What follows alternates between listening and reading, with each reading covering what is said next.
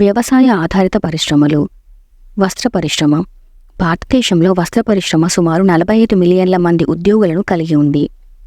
ఉపాధి కల్పనలో ఇది 2వ స్థానంలో ఉండగా వ్యవసాయ పరిశ్రమ మొదటి స్థానంలో నిలిచింది. ఇది భారతదేశ జీడీపీలో 2.3% వాటాగా ప్రసిద్ధి చెందింది.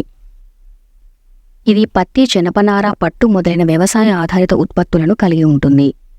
భారతదేశం వస్త్రాల ఉత్పత్తిలో 6వ అతిపెద్ద దేశంగా ప్రసిద్ధి చెందింది.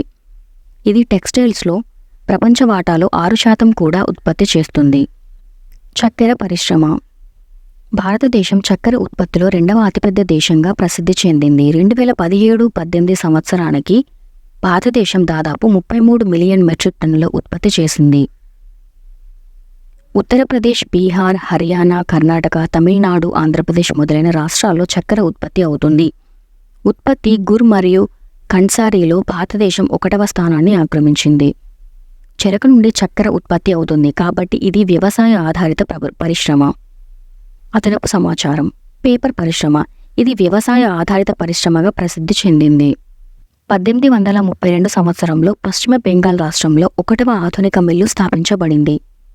ప్రస్తుతం 861 పేపర్ మిల్లులు ఉన్నాయి.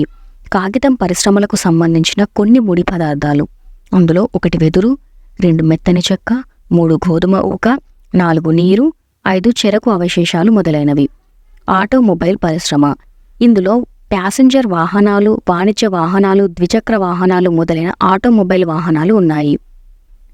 భారతదేశం ఆటోమొబైల్స్ ఉత్పత్తిలో 4వ అతిపెద్ద దేశంగా ప్రసిద్ధి చెందింది.